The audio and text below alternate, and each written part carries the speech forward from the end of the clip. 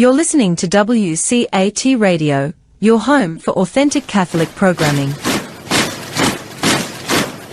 Welcome to The Open Door, a show based on the words in Revelation, "I have left an open door before you, which no one can close." This is WCAT Radio's longest-running show, which opened the door to the radio station in October 2016. It's currently offered by Jim Hanink, Mario Ramos Reyes and friends, and remains open to the love of God in its call to build a culture of life and a just social order through the panel's discussion of the Catholic social teaching principles of solidarity, subsidiarity, and economic democracy. The Open Door also explores nonviolence, distributism, and communitarianism. So join us at the Open Door, where you too can be part of the conversation. Welcome to the Open Door. Jim Hanink here with my friend Dr. Rene Trabanino. Today we will discuss the ambitious plans for a greatly needed new Catholic medical school. The mission of St. Padre Pio College of Osteopathic Medicine is to treat the sick, relieve suffering, and in doing so, announce the good news. Our special and welcome guest is Dr. George Mychaskiw. He is the college's founding president and chief executive officer. Let's begin, as we always do, with a prayer. Come, O Holy Spirit, fill the hearts of your faithful and enkindle in them the fire of your love. Send forth your Spirit, and they shall be created, and you shall renew the face of the earth. Let us pray. O God, who has taught the hearts of the faithful by the light of the Holy Spirit, grant that by the gift of the same Spirit, we may be always truly wise and ever rejoice in his consolation. Through Christ our Lord. Amen. Dr. Mychaskiw, George, if we may, Certainly. Could you please tell us a bit about yourself and how you came to be involved in the founding of a new Catholic medical school? Well, thank you. Good morning. It's a pleasure to be here. I am an osteopathic physician. I am a pediatric cardiac anesthesiologist by training.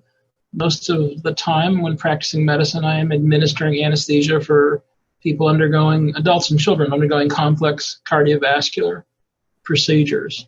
I went to medical school in the 1980s in Kansas City at the Kansas City College of Osteopathic Medicine.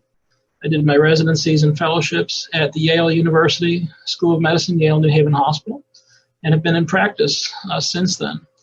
I became interested in health policy and education in the mid-2000s. I did a federal health policy fellowship and learned more about how health policy and the federal government influence public health, and thought osteopathic medical schools are a good way to influence the health of a community. I'm from southern Colorado. I like the southern border area, but that does suffer from a lot of health disparities and poor health outcomes. And I thought locating medical schools in those sorts of areas would make a lot of sense. I developed a plan for how something like that would work, and co-founded a new medical school in Las Cruces, New Mexico, which is the Burrell College of Osteopathic Medicine on the campus of New Mexico State University, which today is a very active and thriving medical school that addresses the border population. I've started 4 other medical schools in areas of high social need, but these have all been secular projects. I am a faithful Ukrainian Catholic and have always wanted to do a very faithful Catholic medical school. We have 9 Catholic medical schools in the United States, 2 osteopathic and 7 MD schools, and they're all sort of nominally Catholic. They're not terribly faithful to the magisterium of the church. And I thought that was sorely lacking in our society and our profession. So I became interested in developing a very faithful school. I met the folks at Catholic Healthcare International, based out of St. Louis. They are an apostolate of the Catholic Church that hopes to replicate St. Padre Pio's Home for the Relief of Suffering hospital in San Giovanni Rotondo, Italy. But they don't have a medical school there.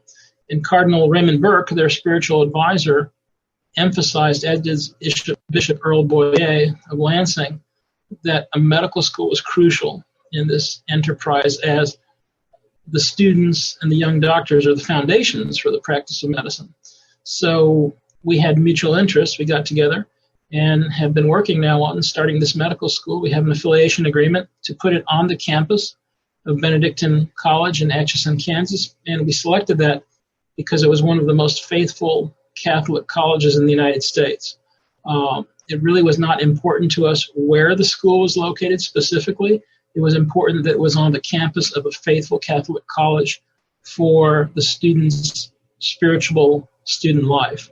And Benedictine has outstanding leadership with their president, Steve Minnis, and it was just the ideal place to put this. So the students will be on our campus of Benedictine for a couple of years before going out into clinical training around the United States. That really gives us an excellent background. Rene, I wonder if maybe you could get us thinking about the distinctive character of osteopathic medicine. Yes, so I'm an MD myself, and I was just curious on why it was the college was chosen as an osteopathic college.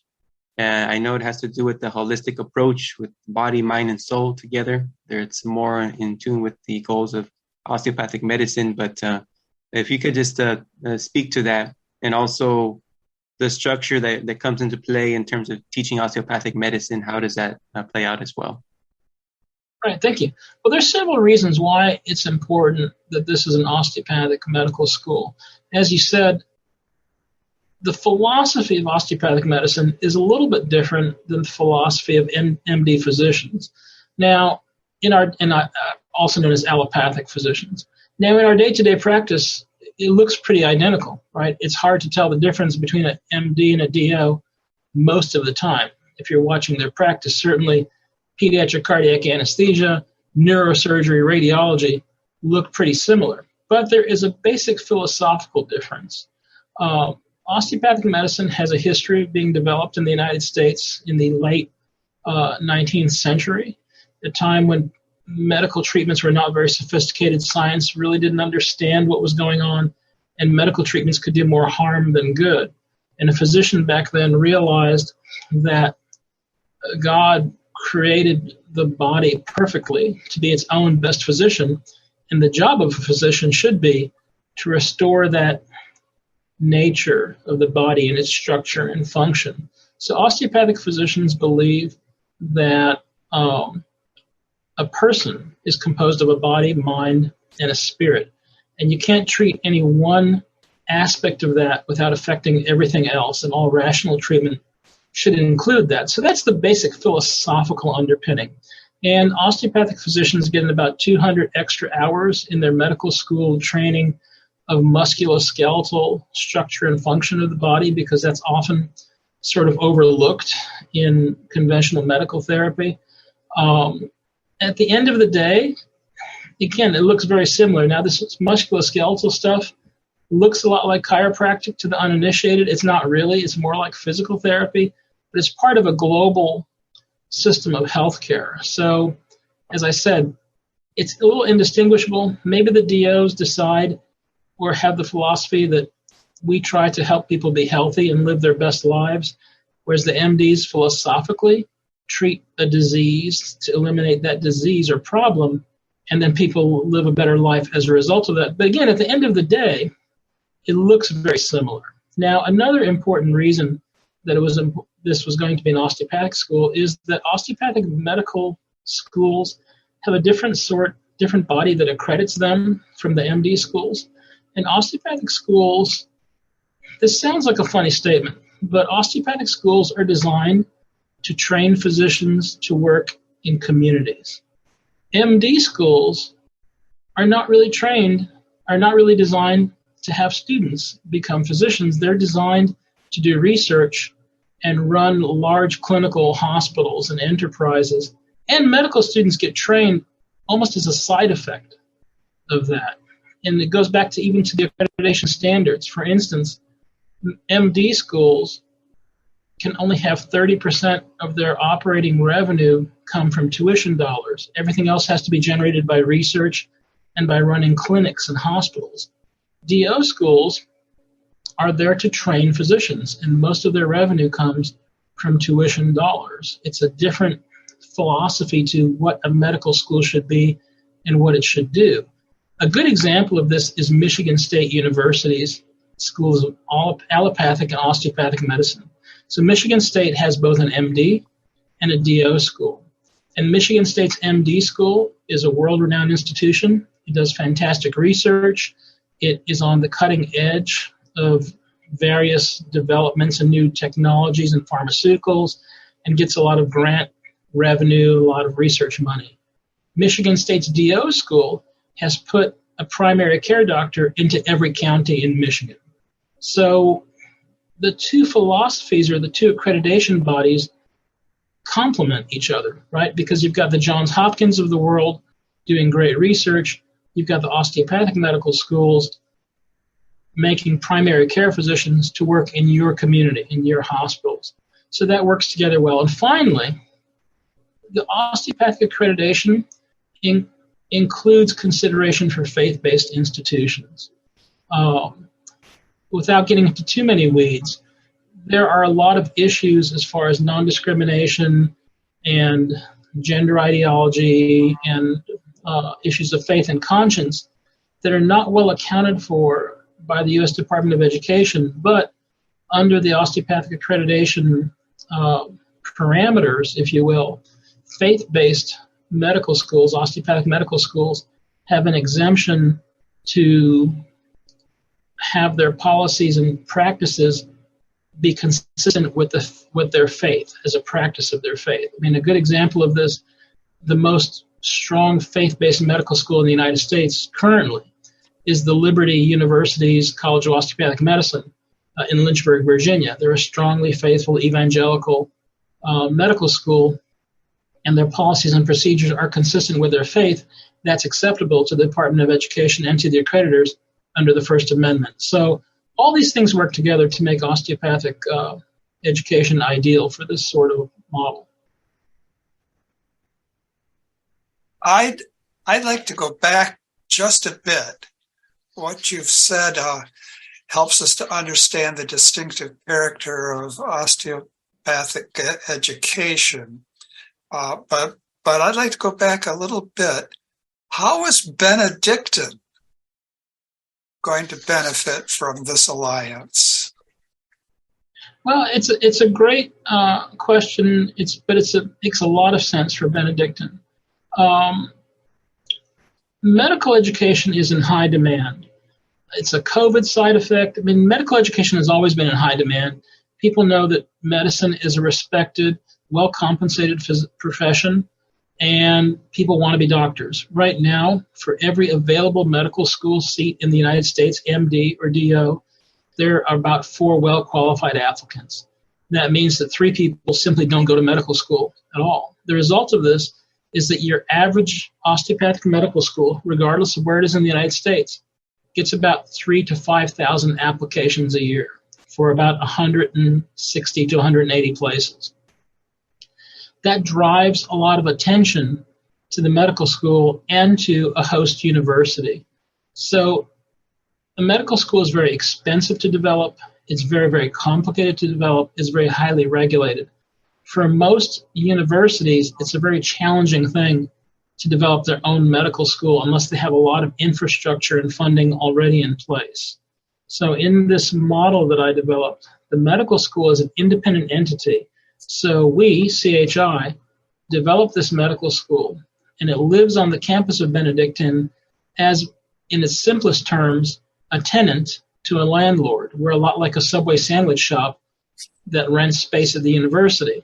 Now, the relationship is a lot closer than that. So, for instance, by having us on their campus, Benedictine students, if they meet our minimum published admissions criteria, can be directly admitted to the medical school without going through a competitive process. They're not into that 1 out of 4 admissions process common nationwide, because we will be looking for faithful medical students that are comfortable with our culture of faith. So students from Benedictine will have this facilitated admissions pathway. Benedictine will then have access to a medical school. It will enhance its research platform into the sciences. It will enhance their ability to gain grants for funding for research.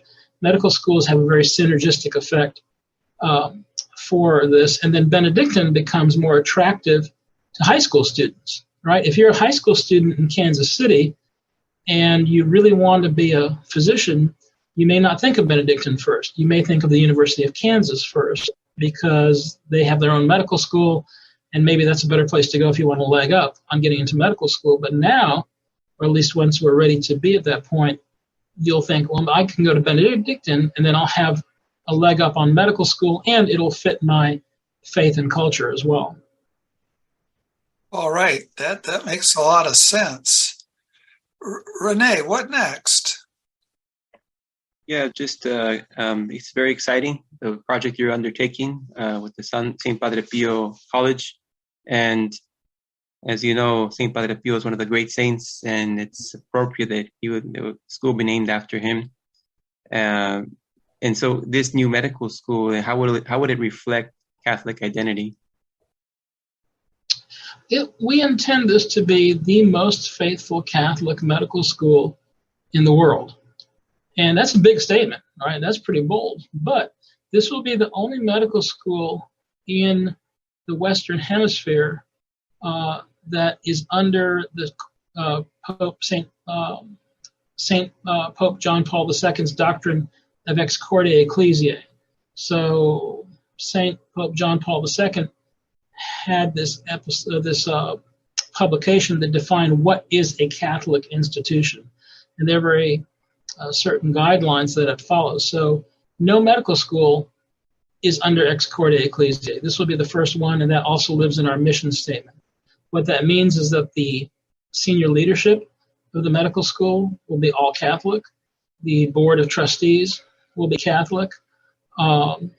The faculty, as much as possible, will be Catholic, and every employee of the medical school, whether Catholic or not, will be required to sign a mandatum of adherence to principles of the Catholic Church.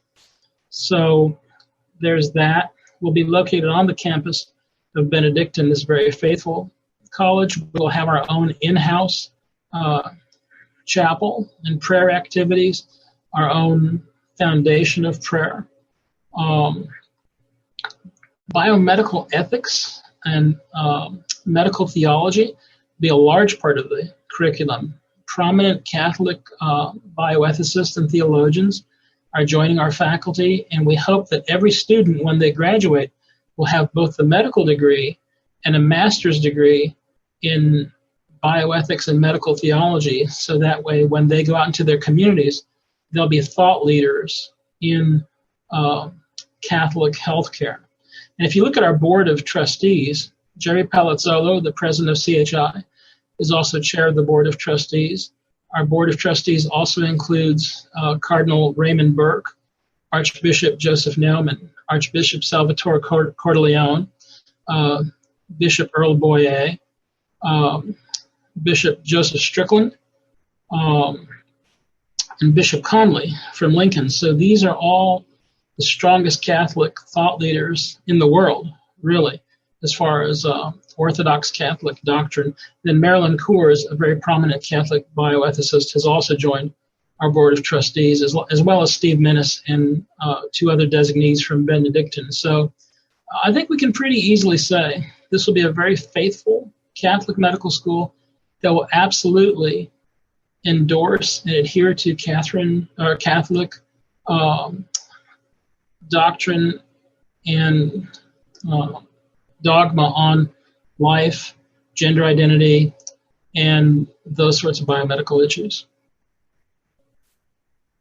That's a tall order, but I'm going to give you an easy question as a follow-up. What do you have to do between now and when you start admitting students? There's a lot. That was a joke, of course. That was a joke question, of course. In many ways, this is the most difficult part of the medical school because medical schools are highly regulated. I like to say we're more regulated than the airlines. Medical school accreditation is extraordinarily demanding and complex. So there are multiple accreditation steps that have to be met to ensure quality of the medical school, and that's true on the MD and the DO side. Well, money makes the world go around, so we have to raise a lot of money. Medical schools are expensive enterprises. This costs about $120 million to get to the point where it's self-sustaining. Now, medical schools are strong and self-sustaining, but again, to get to that point, it costs about $120 million, and that's a tall order in today's economy. But we know that with the grace of the Holy Spirit, it will happen. And when you think about it, last year, 7 individual donors gave over $350 million to Planned Parenthood.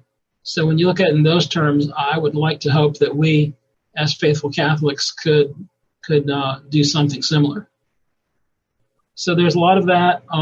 There's hiring very good, qualified people. We need a lot of expertise. It takes a village, as they say.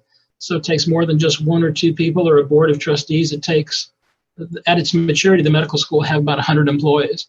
So it's a long, complicated process. And if all goes well, according to the graces of the Holy Spirit, raising the money and meeting the accreditation parameters, we hope to be able to open in the fall of 2026, possibly the fall of 2027. That's only 5 years away.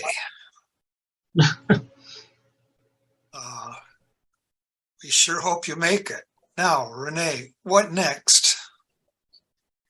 So in my kind of arc of my life, I wasn't very faithful Catholic when I was in medical school. But looking back, it would have been nice to have been in a medical school that was stronger in its Catholic basis in order to form myself also in medicine. And now currently I'm president of the Catholic Medical Association Guild here in Los Angeles, and I'm more involved with that in terms of helping other medical students form themselves. Also, we have a mentorship program. So mentorship is important in bringing people into that sort of formation in medicine is important. So how can you speak to the hurdles and the challenges for faithful Catholic to try to secure medical education in this country or across the world? Yeah, it is hard because there is a very anti-family agenda across the world, particularly in higher education, particularly in medical education. I know, again, that sounds odd, but higher education, medical education tend to be very liberal. They have embraced gender ideology. They've embraced the culture of death with, as they euphemistically term it, reproductive health care and abortion. And they've embraced euthanasia and this hastening of ending life. So this will be a medical school that stands for life from the moment of conception until the moment of natural death, and will educate its students and support them in their practice to stand for these patients. I mean, if you think about it, sometimes these issues become like explaining oxygen to somebody that grew up on the moon. Doctors just don't have that frame of reference. Many physicians don't understand that most oral contraceptives, for example, are also abortifacients in the way they function. If until you explain that on a pharmacologic and scientific basis, sometimes they don't understand it. Similarly, in the practice of obstetrics and gynecology, we know that amniocentesis and testing is almost universal for fetal anomalies when the mother is at an advanced age. And when we were with our third child, for instance, my wife was just a little bit older, and the obstetrician said, okay, we can get your amniocentesis scheduled. And we said, well, why would we do that? And he just didn't understand. And we said, well, we're not going to do anything regardless of what you find, so why would we have this test? And he had never even considered that approach. Again, it was almost an epiphany to him that you could think that way. And we know that the most dangerous place to be if you are somebody with Down syndrome is in utero. I mean, there is a campaign worldwide to exterminate every unborn child with Down syndrome. I mean, Iceland brags that they've eliminated Down syndrome from the country, and it's not the Nordic weather, it's not something in the water. They simply universally test for Down syndrome in utero and murder every child with that diagnosis. I mean, it's a very similar way to saying the Nazis, eliminated Jewry in Poland. They use an identical technique.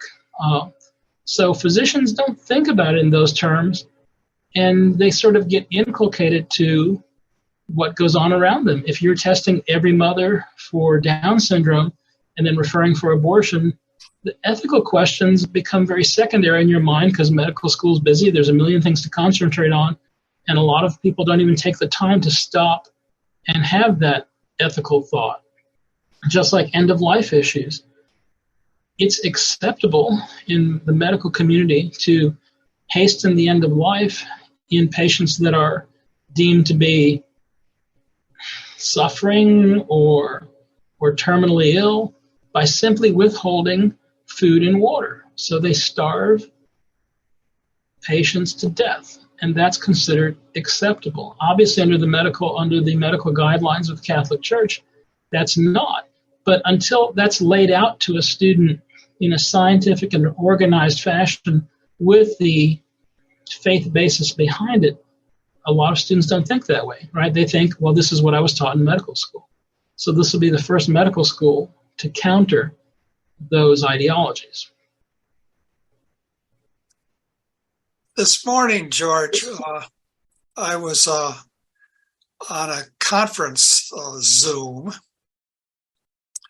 that started, it's launched in India, Bangalore, and a number of the participants are vitally engaged in questions of religious freedom. That's certainly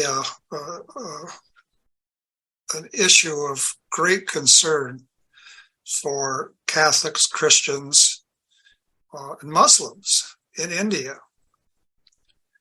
So the idea that one of our participants had, I think it's a good idea, worthy idea, and he wrote a long paper on it that we discussed this morning, was to get a clear understanding of just what religion is, how religion is a basic good, how it contributes centrally to human flourishing, make that all very clear, and then from that point on, go to talk about religious freedom. Now, turns out that it's not at all easy to define what religion is. He put forward a very plausible definition, but just as people don't seem to grasp what ethics is, how it could affect the practice of medicine, a great many people don't really get what religion is. Now, compare and contrast, all sorts of controversies today have to do with the rights of conscience in the practice of medicine. And yet, I wonder if there isn't a great difference of opinion among medical practitioners and even those who reflect on the practice of medicine in a more general, even philosophical way, legal way, about just what conscience is. I wonder if you could help us think through that question. What conscience is, what your understanding of it is, what are the hopes of our communicating in the secular context in which we live, communicating to people what we take conscience to be and why there should be rights, fundamental rights based on the free exercise of conscience. Yeah, I think we believe, and I think even the liberals among us believe, that there is a right to act according to one's conscience, and that is one's fundamental ethical and moral belief system. And we believe that acting contrary or being forced to act contrary to one's conscience is a moral harm, if you will. And that's just keeping things in a very secular context, right? In our Catholic context, that influences our belief structure and it influences our conscience. And of course, I believe that Catholic truth is truth, and our truth should not be compromised for someone's political or other agendas. So that's the way that we see the rights of conscience. And I think while most organizations tacitly support that, and I don't see a lot of call for forcing physicians to do things against their conscience, sometimes that's, again, just sort of lip service. A good example of that is the transgender adolescent clinics at Vanderbilt University Medical Center. While they, on the one hand, said, well, nobody really has to participate in this if they feel it is contrary to their conscience or beliefs, on the other hand, they were privately saying, but if you don't believe, if you're not on board with this agenda, you should probably find somewhere else to work. So that's where the rights of conscience come into play. I think we all, and all these organizations, love to say that they support rights of conscience until these rights are contrary to their administrative imperative. So I think that's where it's all entering in. Obviously, we believe that all individuals should be firm and supported in their conscience and according to our Catholic belief system. Rene, would you like to say a few words, or more than a few words, about conscience, your understanding of conscience, how it comes into play in your medical practice? Yes. So, as a more faithful Catholic now, it's I work in a secular organization, and so I, sometimes can come in conflict with some of the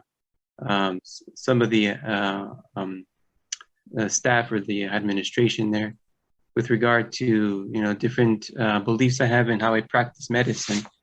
In particular, for example, I for adolescents, about the HEADS assessment, which is like a screening tool for different issues related to adolescents. And one thing I'm a primary care doctor, so I do preventative medicine.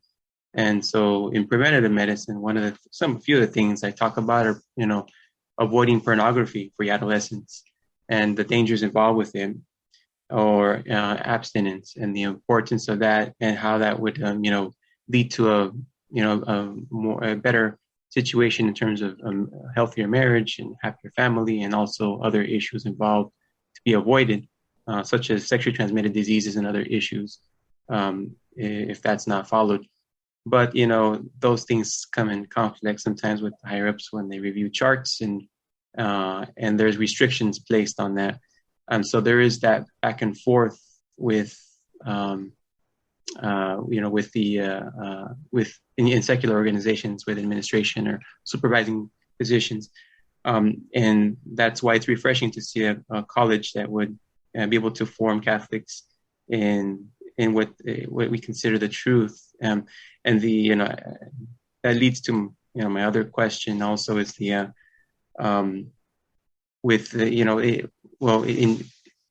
I believe that the Catholic faith has all the truth, and the science is catching up to it. So the scientific research little by little catches up to it. One particular, for example, is divorce in the 70s. Divorce used to be considered like a good, right? Couples, they could divorce and, that's more freedom for them. It's a better situation for them and their children. But now, 20 years after, the research is showing how devastating it is to children, how devastating it is to families, in terms of emotionally, psychologically, and to society as well. When children are without a father, the studies all are pretty clear that is devastating to children. So the Catholic faith had it right for 2,000 years, and now the studies are catching up to it. And I think the same thing could be said of other issues such as gender ideology, and also the push to say that the unborn child is not a person. Those are all things that are contrary to our faith, and science is going to make it even more clear and clear and clear that that is the case.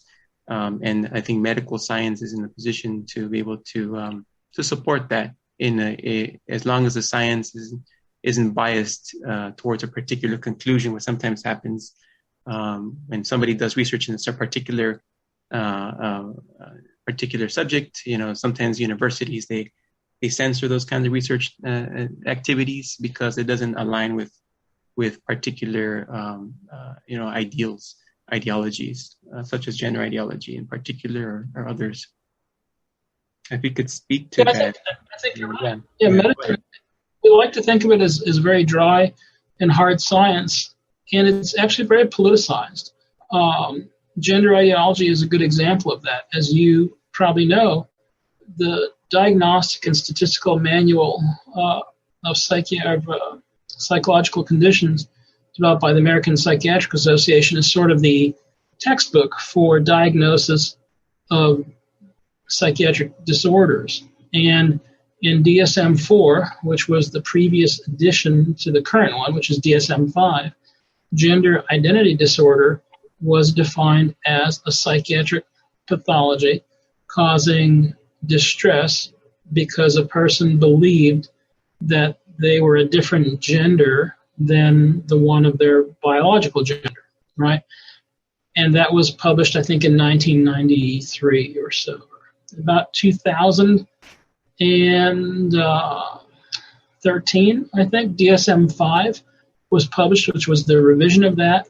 So gender identity disorder had been changed to gender dysphoria because it was felt that gender identity disorder was sort of demeaning as a term, and dysphoria sounded better. But more importantly, gender dysphoria was now defined as a normal condition where a normal psyche, a normal mind, found itself in the wrong body. And the distress was caused not by the conflict in the psychiatric disorder, but the distress was caused by a lack of societal acceptance of this condition and and by the normal mind being born into the wrong body.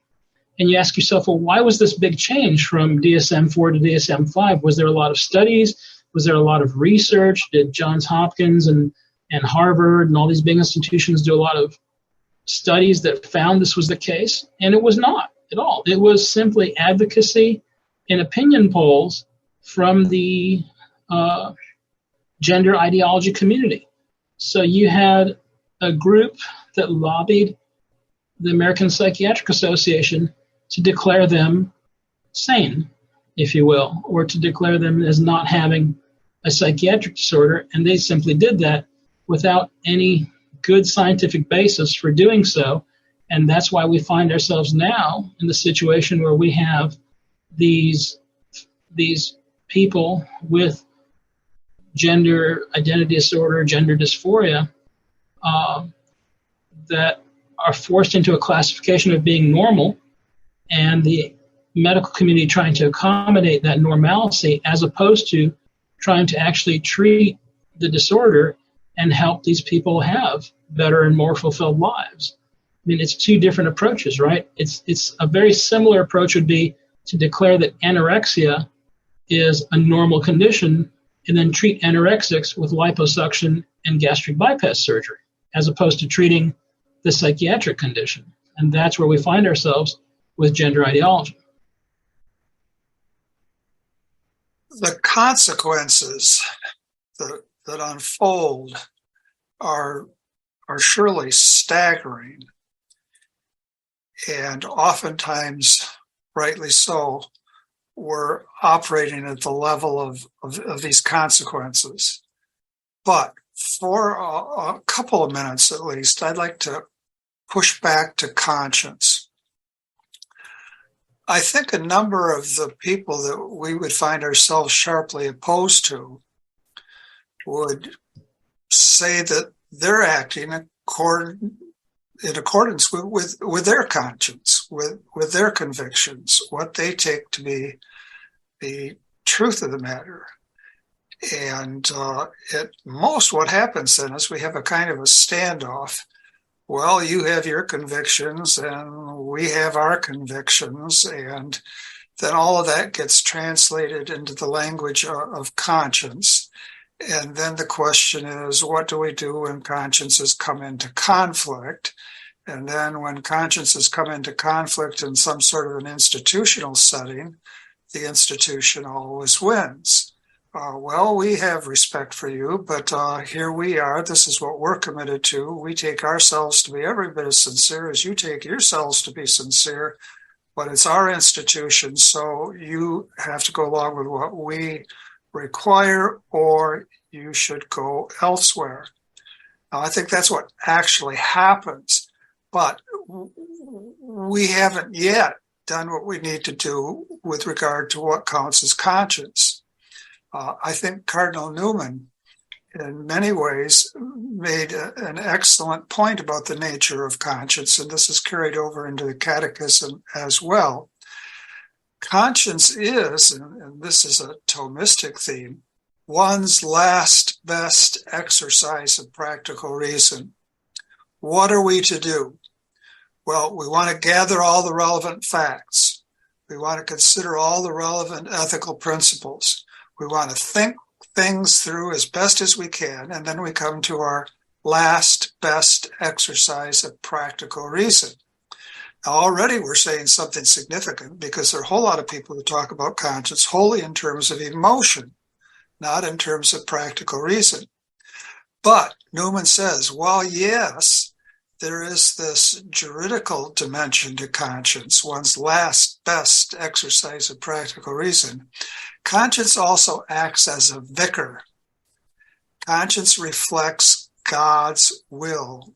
And in the Catechism, we have discussion of conscience in terms of both practical reason and in terms of God's voice speaking to the human heart. Now, once we introduce the context of conscience as being God speaking to our hearts, then, well, can we put our conscience aside? Of course we can't put our conscience aside. Of course we can't. We bring center stage the fundamental dimension of conscience as God's voice speaking to the heart. Now, I think that a lot of these basic things about the nature of conscience, as understood by the Church, are left unsaid. And I think they need to be said, very, very much need to be said. So I wanted to put that into play. You've mentioned gender ideology, and Rene mentioned gender ideology, and certainly questions of conscience come into play there. How should we be reacting to this across the culture? What are some proposals that you might have for us? Well, again, I can't speak for public policy, but we believe that people with gender identity disorder or gender dysphoria should be treated with love and compassion as you would with any patient that's suffering from a medical condition. Certainly, the studies show that supporting gender ideology does not help these people to live better lives. They have a medical condition, and treating that as normal and supporting that as normal leads to distress, continued behavioral health disorders, and suicide. They have a much higher suicide rate, even in societies that strongly support gender ideology, like the Scandinavian countries, where this is a far more welcomed and tolerant society. Their suicide rate is an order of magnitude higher than the general population. So it's not working. And the scientific data shows that this is not an appropriate way to care for these individuals. So they should be cared for, again, with compassion and understanding and under the best of our medical ability to help them, live better lives. And I don't want to get into the weeds of, psychiatric treatment and psychopathology, but they're deserving of better care than what they're getting now. What happens is they become sort of a media sideshow, and then the media then moves on to the next sideshow, and it leaves this human detritus by the wayside. And it's just sad, and it is just wrong to treat people as the way they're being treated right now. How do we break through the media blackout of the kind of scientific studies that you're citing and the understanding of gender ideology as actually a confusion about the nature of the human person? Media is tough. I mean, the media brings us euphemisms. The media brings us all sorts of terms to change the narrative and make it seem like there's something different. In a purely secular example, for instance, we know in a scientific basis that life begins at the moment of conception. A new human being is created with a unique genetic code, and this is a human life. Now, what happens then is the media starts using euphemisms like embryo and zygote and clump of cells to make it seem like something it's not, and saying, oh, life begins at birth, or life begins here, or life begins there. It's just simply not. It's not scientific. It's not true. And it's a euphemism, just like the term reproductive health care is a euphemism for abortion. It's not reproductive health care. It's the purposeful ending of a human life. So I think we need to talk in terms of what they actually are. We need to say what we mean and support what we say by the hard, cold scientific studies without the bias of euphemism and political agenda. And, if I could change the media narrative and the media echo chamber, I could probably solve the peace in the Middle East before that. That's a big problem. But the best we can do is to affirmatively say, well, this is truth. This is supported by this evidence. And if the media chooses to ignore that, that's their choice. But at least we'll have this medical school and our physicians as thought leaders that understand what the truth is and what the science says. I'd like to put in a plug here for a media outlet of sorts, crossed with a think tank that I have no official connection to whatsoever. There's an outfit called Public Discourse that's connected with something called the Witherspoon Institute. And one of the figures that's been prominent in the development of public discourse is Princeton philosopher and bioethicist Robert George. And public discourse is available free of charge every day. And I think again and again and again, it's cut through all kinds of flimsy intellectual pretensions on the part of the mainstream media, as it's called. Just the other day, 3 days ago, the New York Times had front page article about how now people are thinking about just what life is and just when life begins. And it was a very poorly done piece. And a sharp, immediate response, clear-headed in public discourse. So I want to mention that. Rene, take us forward or give us concrete examples or tell us what you are going to do next. I mean, after all, we're only halfway through the week. Yeah, so I think you mentioned media, but also one big entity are the professional organizations, right? The American Medical Association, American Academy of Pediatrics, and the American Psychiatric Association. Those medical associations that are supposed to be out there, promoting the truth based on scientific research and support. They're not doing that with regard to a lot of issues in terms of life. They should be reinforcing. They should be emphasizing that life begins at conception, as science has indicated, scientific research has supported embryology, but they're not emphasizing that. They're not emphasizing that abortion is killing a human being. Say what it is, and if that's your basis, that life begins at conception, then anything after that will be killing a human life. It's pretty logical, pretty evident. So.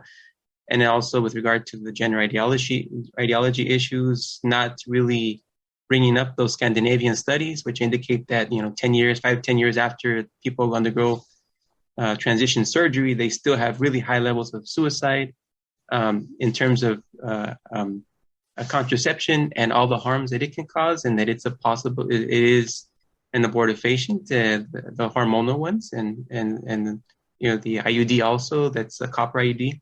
Potential abortifacients, and people are not being told that women are not told that, couples are not told that when they buy these things, and so they're not emphasizing the truth. And I think part of it is they have become politicized, and I think that the organizations such as the Catholic Medical Association, which is a professional organization, they're important in terms of trying to be a professional organization that seeks the truth and is bringing it out to the public, so people are made aware of these things, the regular public and also the media. So they're aware of what's happening as well. Although I suspect that they already do know, but just to emphasize that point. But yeah, that's one thing I wanted to bring up. And in terms of euthanasia, you could speak to that, but in terms of euthanasia, how can Catholics speak to euthanasia in a public forum and be against it without having to bring up the redemptive role of suffering? What are other ways that could be done in the public square? My own view. I'm sorry. Go ahead, Doctor, please. It's interesting about euthanasia. I mean, we put this blanket of we have to avoid suffering, and if you're starving someone to death or not giving them any water to hasten their death, well, they're not really suffering. They don't feel that. Again, people tell themselves stories to avoid uncomfortable truths. We know that there is redemptive quality in suffering. Again, not to get into the big theology, but suffering, pain can be managed. Treating suffering by withholding water is not like treating a brain tumor by shooting somebody in the back of the head. Yeah, it treated it, but it's a bizarre way of looking at it, right? People easily become disposable. And the problem with a lot of secular culture and the culture of death is that people start making decisions about which life is worthy of protection, which life is worthy of treatment. Is it worthy to protect a life that's only 72 hours old after conception? Is it worthy to protect a life that's 80 years old and suffering from dementia? And once you start drawing those sorts of lines, where do you stop drawing the lines? The truth is that every life is created in the image and likeness of God and is equally worthy of protection from conception until natural death without any qualifiers, disclaimers, or presuppositions. And that's the only way to draw those lines safely. Once you start drawing lines and saying, well, this is less worthy than that, well, pretty soon you end up at the gates of Auschwitz. I mean, I like to remind people that the horrific crimes of Nazi Germany started with treating the suffering of disabled children by euthanasia. And they continued to draw lines and continued to eliminate those they deemed life unworthy of life, or as they called them, useless eaters. And that we are frighteningly close to things like that. We just use different terms, like reproductive health care. I think, too, and this is so very, very fundamental, and it's a theme that the late Pope Benedict emphasized. Once we lose sight of God, then we no longer recognize the human person as made in God's image and likeness. So then what happens to the human person? Well, I think then the human person is more and more seen in terms of economic interchange, more and more seen in terms of pleasure, satisfaction. So we live, as Benedict sometimes said, in a time in the Latin, et si Deus non daretur, as if there were no God. In practice, we live that way.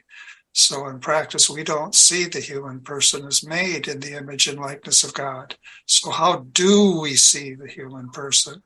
And I think we have to press that point forward to our opposition. Well, what is the basis? What is the basis of a right? What is the basis of a conscience? What is the basis of human dignity? Tell us what you think. And then I think the poverty of the intellectual grounding of the opposition becomes clear. We're so often defensive, and we have a great deal to defend, but I think we ought to be always pushing forward. Well, what do you take the basis of democracy to be? What is the basis of human dignity? Let's hear it. What do you think it is? And if it turns out to be the dance of atoms, it's not particularly impressive. Well, Dr. George, Dr. Rene, thank you so much for your candid discussion. And we end now, as we always do, with the gospel for the day. And I think it, as is so often the case in our programs, a very timely gospel. It's from Mark. On leaving the synagogue, Jesus entered the house of Simon and Andrew with James and John. Simon's mother-in-law lay sick with a fever. They immediately told him about her. He approached, grasped her hand, and helped her. Then the fever left her, and she waited upon them. When it was evening after sunset, they brought to him all who were ill or possessed by demons. The whole town was gathered at the door. He cured many who were sick with various diseases, and he drove out many demons, not permitting them to speak, because they knew him. Rising very early before dawn, he left and went off to a deserted place where he prayed. Simon and those who were with him pursued him, and on finding him said, "Everyone is looking for you." He told them, "Let us go on to the nearby villages, that I may preach there also. For this purpose have I come." So he went into their synagogues, preaching and driving out demons throughout the whole of Galilee. Come, Lord Jesus, come. Thank you so much. Maybe next time, Dr. George, you could talk to us about Ukraine. Yeah, that's another ongoing tragedy, I suppose. All right. Thank you very, very much. We much appreciate your giving us this time. Godspeed, good sir. Thank you, Dr. George. Appreciate it. Thank you. Thank you. God bless you. Hello, God's beloved. I'm Annabelle Mosley, author, professor of theology, and host of Then Sings My Soul and Destination Sainthood on WCAT Radio. I invite you to listen in and find inspiration along this sacred journey we're traveling together to make our lives a masterpiece and, with God's grace, become saints. Join me, Annabelle Mosley, for Then Sings My Soul and Destination Sainthood on WCAT Radio. God bless you. Remember, you're never alone. God is always with you.